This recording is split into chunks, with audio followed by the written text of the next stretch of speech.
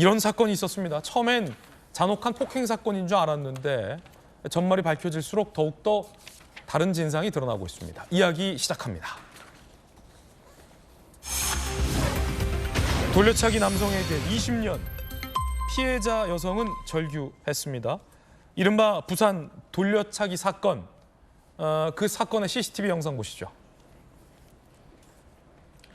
지난해 5월 22일 부산광역시 부산 진구 걸어가는 여성을 뒤에서 남성이 쫓아갑니다.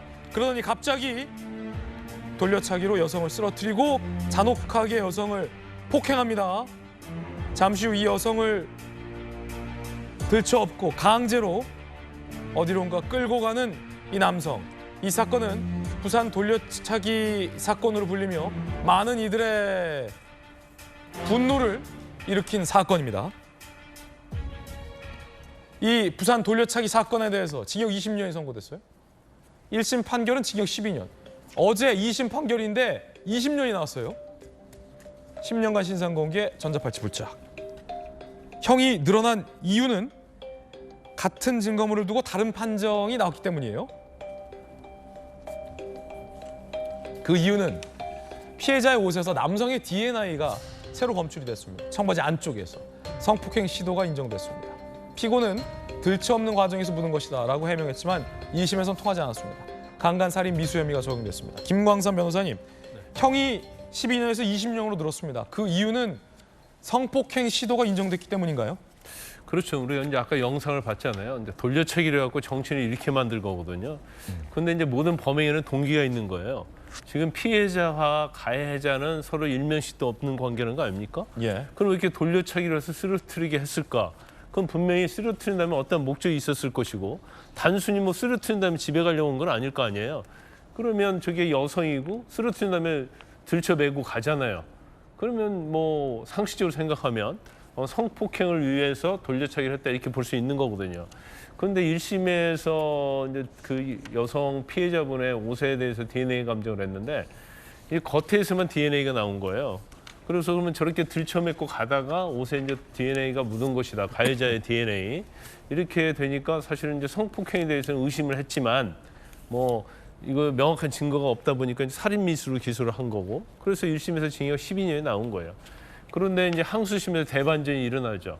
일단 그 DNA 감정을 했던 청바지가 있는데 청바지를 다시 감정하니까 청바지, 여성 청바지의 안쪽 허벅지 쪽에서 또 염색체가 나온 거고요. 또 종아리 부분에 나온 거고, 그 다음에 또 벨트 안쪽에서 또 나온 거예요.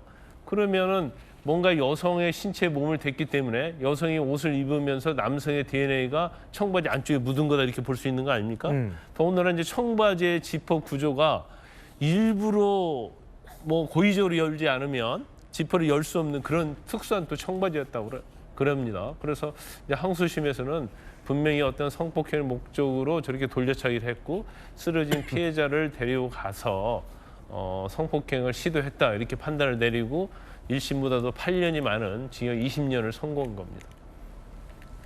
소름 돋는 대목은 이 가해자의 교도소 동기가 피해 여성의 신상적인 노트를 보여주면서 나가면 찾아가겠다라고 말했다는 대목에 있습니다. 들어보시죠. 나가서 피해자를 찾아가서 죽여버리겠다, 더 때려주겠다. 저한테 2주 동안 그렇게 하루도 빠짐없이 얘기를 했고요. 피해자분의 신상을 이렇게 적어놓은 노트 같은 거를 보여주면서 나가면 난 여기 찾아갈 거다 라고. 정말 소름 돋는 대목입니다. 공포에 떨고 있는 피해 여성은 출소하더라도 50대밖에 안 된다 라며 절규했습니다. 들어보시죠.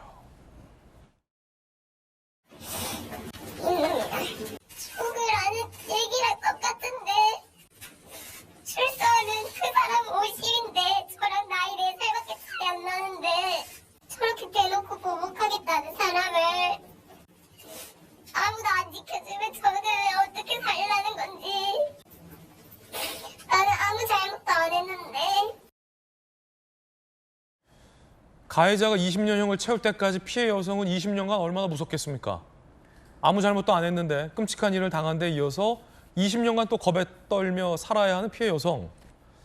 의 절규. 김수영 교수님 어떻게 들으셨습니까? 그러니까 왜 피해자가 항상 이렇게 벌벌 떨고 가해자는 저렇게 보란 듯이 보복하겠다라는 말을 하는 세상인지 정말 개탄스럽고요. 지금 그 범죄자가 31살이기 때문에 20년형을 다 살고 나와도 51살밖에 되지 않거든요. 그러니까 얼마든지 보복이 가능한 것이죠. 그리고 만약에 지금 피해자분이 정말 천만다행으로 사망하지 않았지만 만약에 사망했다면 살인 혐의가 적용돼서 훨씬 더 중한 형이 나왔을 텐데 정말 천만다행으로 살아남은 결과 오히려 보복에 더 떨어야 되는 이런 아이러니한 상황이 벌어지는 거예요. 그래서 이런 범죄에 대한 이 형량 같은 것들에 대해서도 우리가 좀 고민해 볼 필요가 있는 것 같고요. 또 출소한 이후에 어떻게 보복 범죄로부터 피해자를 보호할 것인가, 그리고 이 가해자가 물론 형을 다 마치고 나오면 죄를 다 이제 벌을 받은 거기 때문에 자유인이 되지만 그 이후에도 법무부가 어떻게 이런 사람들을 다시 죄짓지 않게 관리할 것인가, 보호 관찰할 것인가, 이런 것에 대한 문제도 우리가 좀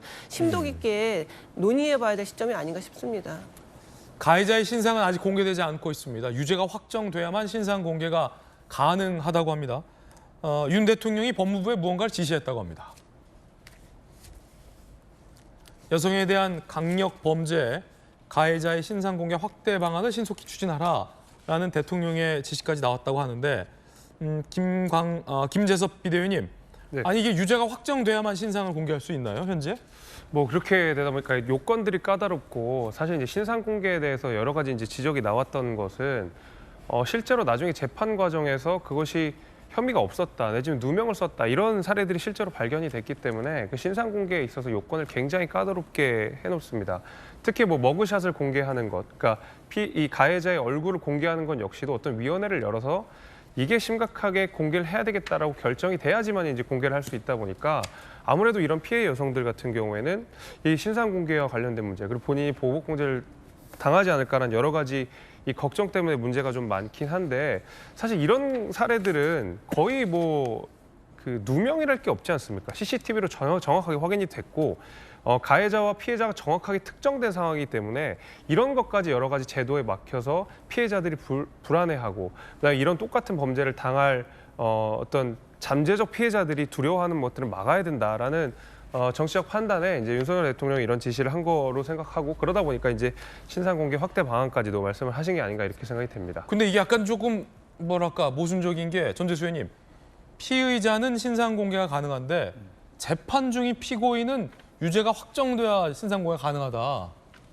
하고 있어요. 오히려 피의자는 재판 전에 단계인데. 네, 그러니까 이게 보면 참 안타까운 일인데요. 예. 뭐 현행 법 제도가 그러니까 어쩔 수가 없긴 한데, 이게 피해자가 보복 두려움에 떨어야 되는 사회, 이렇게 되면 안 되겠죠. 그리고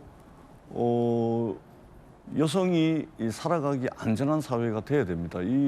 우리가 이런 일이 생길 때마다 어떤 개별 사건에 대해서 잠시 여론이 반짝했다가 또 수그러들고 그런 경향이 있는데, 결국은 우리 사회와 언론 여기서 좀 더 지속적으로 관심을 가지고 정말로 피해자가 제대로 좀 이게 두려움에 떨지 않고 살아갈 수 있는 여성이 안전한 사회를 만드는데 우리가 조금 더 많은 관심과 이런 것들을 좀 기울여야 되지 않을까, 그렇게 생각을 합니다. 예. 자, 저희들은 6조 광고 보고 돌아오겠습니다. 잠시 후에 뵙죠.